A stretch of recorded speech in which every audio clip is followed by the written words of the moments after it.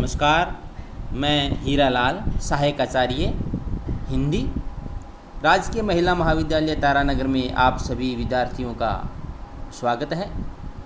आज हम स्नातक तृतीय वर्ष विषय हिंदी में देवनागरी लिपि के बारे में अध्ययन करेंगे। सर्वप्रथम आपको बताना चाहूँगा लिपि किसे कहते हैं, फिर देवनागरी लिपि का उद्भव और विकास कैसे हुआ, फिर इसकी विशेषता मैं आपको बताऊंगा। उसके बाद में इसमें क्या क्या सुधार किए, इसके बारे में भी हम अध्ययन करेंगे। तो आइए मैं सर्वप्रथम आपको लिपि के बारे में बताना चाहूँगा। भी लिपि किसे कहते हैं? ध्वनियों को लिखने के लिए जिन चिन्हों संकेतों का प्रयोग किया जाता है उसे लिपि कहते हैं। लिपि किसे कहते हैं? ध्वनियों को लिखने के लिए जिन चिन्हों या कोई संकेतों का प्रयोग किया जाता है उसे लिपि कहते हैं। अब हम देवनागरी लिपि के उद्भव और विकास के बारे में अध्ययन करेंगे। तो आइए, भारत की प्राचीन लिपियों में सिंधु घाटी की लिपि, खरोष्ठी लिपि और ब्राह्मी लिपि प्रसिद्ध है। सिंधु घाटी की लिपि कुछ चित्राक्षर थी और कुछ ध्वन्याक्षर थी। सन 400 ईसा पूर्व से पहले इसका व्यवहार भारत के उत्तरी पश्चिमी प्रदेश में होता था। खरोष्ठी लिपि का प्रचलन उत्तर पश्चिमी भारत में 1000 वर्ष तक रहा। यह दाहिने से बाईं ओर चलती हुई लिखी जाती थी। इन दोनों लिपियों से देवनागरी का कोई सीधा संबंध नहीं था। प्रमाणों से जान पड़ता है कि ब्राह्मी लिपि अधिक व्यापक और प्राचीन काल से व्यवहार में रही है। बताया गया है कि इसका विकास वैदिक काल की किसी लिपि से हुआ है। लिपि विज्ञान के आचार्य डॉक्टर राजवली पांडे का मत है कि ब्राह्मी का आविष्कार ब्रह्म या वेदों की रक्षा के लिए हुआ है। इस प्रसंग में याद रहे कि ब्राह्मी की लिपिमाला में वैदिक ध्वनियों के पूरे प्रतीक विद्यमान हैं। कुछ लोग ब्रह्मा से और कुछ ब्रह्म नाम के आचार्य से और कुछ ब्राह्मण वर्ग से इसकी उत्पत्ति बताते हैं। ब्राह्मी के बहुत से अक्षर सिंधु घाटी की लिपि से मिलते जुलते हैं। विकास की दृष्टि से ब्राह्मी लिपि को 3 कालों में विभाजित किया जा सकता है। नंबर 1, प्रागैतिहासिक काल, जो वैदिक युग से 6ठी शती ईसा पूर्व तक। नंबर 2, बौद्ध काल, जब ब्राह्मी के अक्षर गोल आकार लेने लगे थे। और नंबर 3, गुप्त काल, जिसके बाद ब्राह्मी आधुनिक लिपियों के रूप में विकसित हो गई। गुप्त काल के आरंभ में ही ब्राह्मी के 2 भेद हो गए, दक्षिणी और उत्तरी। दक्षिणी लिपि में तेलुगु और तमिल लिपियों का और बहुत बाद में कन्नड़ और मलयालम लिपियों का विकास हुआ। उत्तरी ब्राह्मी का नाम गुप्त लिपि है। इसका व्यवहार सारे गुप्त साम्राज्य में होता था। इस युग में अक्षरों के ऊपर शिरोरेखा बनने लगी और ईश्वरों की मात्रा स्पष्ट होने लगी। गुप्त लिपि से 6ठी शती में सिद्ध मातृका लिपि निकली, जो कश्मीर से वाराणसी तक विशाल क्षेत्र में चलती थी। कालांतर में इसके कुटिल या वक्र अक्षरों के कारण इसे कुटिल या कुटिलाक्षर कहते थे।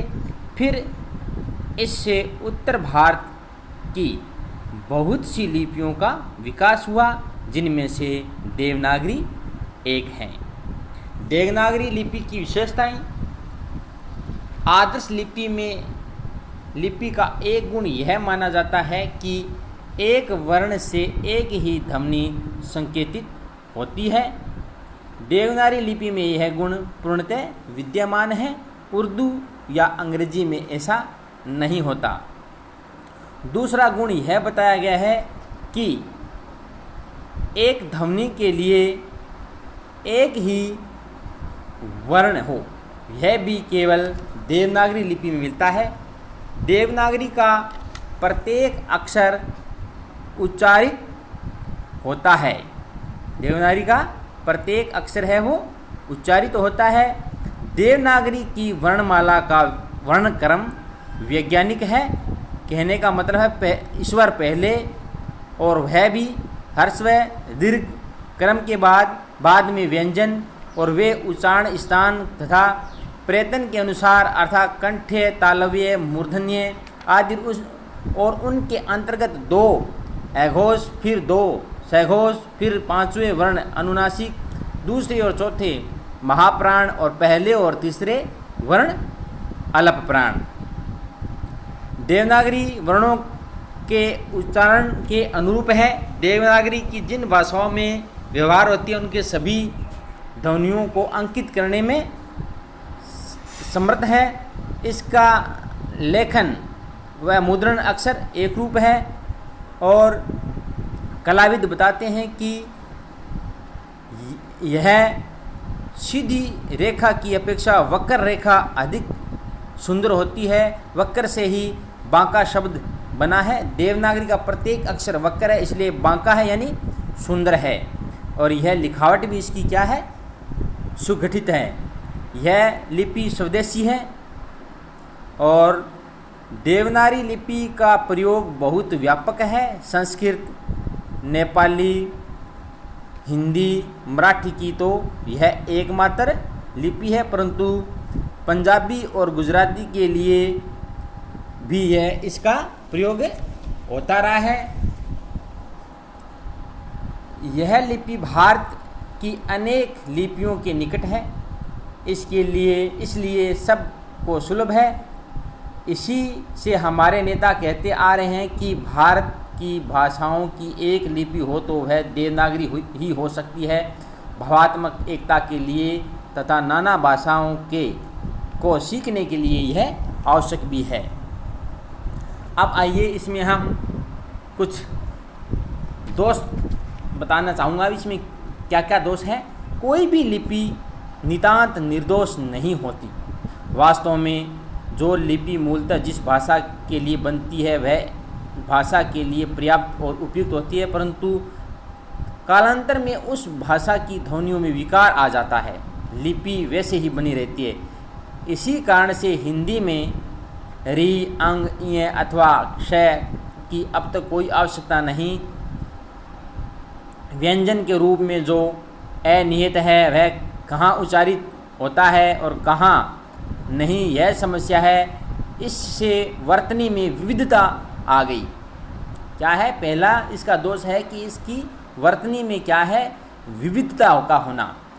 और नंबर 2 है तवरा लेखन के लिए देवनागरी है वो उपयुक्त नहीं है। एक शब्द को लिखने के लिए कलम बार बार आगे पीछे नीचे ऊपर उठती है। सुझाव दिया गया है कि शीरो रेखा हटा दी जाए, परंतु इतने भर से समस्या हल नहीं होगी। बहुत से अक्षर एक से अधिक ढंग के हैं। कहने का मतलब प्रत्येक कुछ अक्षर है वो एक से अधिक ढंग के हैं। मुद्रण में इतनी गति नहीं हो सकती जितनी रोमन में है, क्योंकि वर्णों और संयुक्ताक्षरों, मात्राओं आदि को मिलाकर 403 टाइप रखने पड़ते हैं। मात्राओं को आगे पीछे ऊपर नीचे सब जगह लगानी पड़ती है। इससे मुद्रण, टंकन और वाचन में दिक्कत आती है। और कई जगह तो ख को रव भी पढ़ा जा सकता है। संयुक्त अक्षरों को लिखने की कई पद्धतियां हैं, जैसे चाहे इस तरह से कुछ अक्षर संयुक्त अक्षरों की अलग अलग पद्धति है लिखने की। आइए अब हम इसमें सुधार के बारे में अध्ययन करेंगे। देवनागरी लिपि में हिंदी और मुद्रण की दृष्टि से जो दोष है उनको कई विद्वानों ने का ध्यान गया है। समय समय पर उनका निराकरण करने के लिए सुझाव भी आते रहे हैं। पहले इस ओर महान राष्ट्रीय नेता और लेखक संपादक बाल गंगाधर तिलक का ध्यान गया। 1904 में उन्होंने अपने पत्र केसरी के लिए कुछ टाइपों को मिलाकर उनमें हेरफेर से उनमें कमी के प्रयोग आरंभ किए। 1926 तक टाइपों की छँटाई करते करते 190 टाइपों का एक फ़ॉन्ट बना लिया जिसे तिलक फ़ॉन्ट कहते हैं। लगभग इसी समय महाराष्ट्र के ही सावरकर बंधुओं ने ईश्वरों के लिए ए की बारखड़ी तैयार की, जैसे ए से ही ई, बड़ी ई, ऊ, इस तरह के अक्षर है वो बने। वर्धा में इस सुधार को कई वर्ष तक अपनाया जाता रहा। महात्मा गांधी ने हरिजन सेवक में भी बारखड़ी का प्रयोग किया। डॉक्टर श्याम सुंदर दास ने सुझाव दिया कि अंग और इंग के स्थान पर अनुस्वार का प्रयोग किया जाए। डॉक्टर गोरख प्रसाद मात्राओं को व्यंजन के बाद दाहिनी ओर अलग रखने के पक्ष में थे। काशी के श्रीनिवास दास ने सुझाव दिया कि महाप्राण वर्ण को हटाकर अलग प्राण के नीचे इसे लगा दिया जाए, इससे भी वर्णों की संख्या कम होगी। और 1935 में हिंदी साहित्य सम्मेलन इंदौर अधिवेशन में राष्ट्रपिता महात्मा गांधी के सभापतित्व में नागरी लिपि की सुधार की समिति बनाई, जिसके संयोजक काका कालेलकर थे। संक्षेप में इस समिति की सिफारिशें निम्नलिखित थी। शिरोरेखा लिखने में भले ही न हो, छपाई में रहनी चाहिए। नंबर 2, ई की मात्रा बाईं ओर ही रहे। ऊ, री, ए, ऐ, ओ, औ की मात्राएं और अनुस्वार चिन्ह व्यंजन के बाद हटाकर अलग से लिखा जाए। रेप को भी अलग से व्यंजन के बाद लगाया जाए, जैसे धर, इस तरह से। संयोग में र दूसरे स्थान पर हो तो पूरा लिया जाए और उससे पहले के व्यंजन को आधा, जैसे पर, तर। सावरकर बंधुओं की सुझाई गई बारखड़ी को स्वीकार कर लिया जाए। विराम चिन्ह पूर्वत बना रहे। ध और भय में गुजराती गुंडी लगाई जाए। कोई भी व्यंजन संयोग नीचे ऊपर न हो। सन 1945 ईस्वी में काशी नागरी प्रचारणी सभा ने श्रीनिवास के सुझाव को और ए की बारखड़ी को स्वीकार नहीं किया, यानी कि उन्होंने एक ए की बारखड़ी को क्या है वो भ्रामक माना और श्रीनिवास दास के सुझाव को भी उन्होंने स्वीकार नहीं कहा। श्रीनिवास जी ने सुझाव दिया कि महाप्राण वर्ण को हटाकर अल्प प्राण के नीचे कोई चिन्ह लगा दिया जाए। सन 1947 में उत्तर प्रदेश सरकार ने आचार्य नरेंद्र देव की अध्यक्षता में एक समिति गठित की, जिसने सब सुझावों का आकलन और अध्ययन करने के बाद अपनी सिफारिशें प्रस्तुत की। नंबर 1, ए की बारखड़ी भ्रामक है। ए की बारखड़ी है वो भ्रामक है।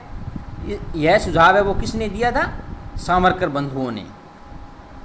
श्रीनिवास दास द्वारा प्रस्तुत अलप प्राण व्यंजन के नीचे एस चिन्ह लगाकर महाप्राण बना लेने का भेद भी स्वीकार है वो नहीं है। किसी व्यंजन के नीचे दूसरा व्यंजन न जोड़ा जाए। मात्राएं यथास्थान बनी रहे परंतु उन्हें व्यंजन से हटाकर रखा जाए। अनुस्वार और पंचमाक्षर की जगह अनुस्वार का ही प्रयोग किया जाए। शिरोरेखा लगाई जाए। संयुक्त व्यंजनों से पहले व्यंजन की पाई हटा दी जाए और शेष व्यंजन हलंत करके लिखे जाएं। और ए, भय, ध, भय नहीं, ए, भय, ध, झ, कश, त्रय के स्थान पर ए, झ, ध, गुंडी और भय, गुंडी, कश, त्रय का प्रयोग मान्य और श्रेय बना रहे और लय की वर्णमाला में स्थान लय को वर्णमाला में स्थान दिया जाए। धन्यवाद। आज हमने देवनागरी लिपि के दोष, इसकी विशेषताएं, इस ब्राह्मी लिपि का विकास, इसका उद्भव, देवनागरी लिपि का उद्भव और विकास के बारे में अध्ययन किया है और यह विश्वविद्यालय परीक्षाओं के लिए भी बहुत उपयोगी है। तो मैं आशा करता हूँ कि आप पूरे मनोयोग से यह मेरा बनाया हुआ वीडियो है वो सुनेंगे और इसमें जो मुख्य बातें हैं वो लिख कर है वो याद करेंगे। धन्यवाद।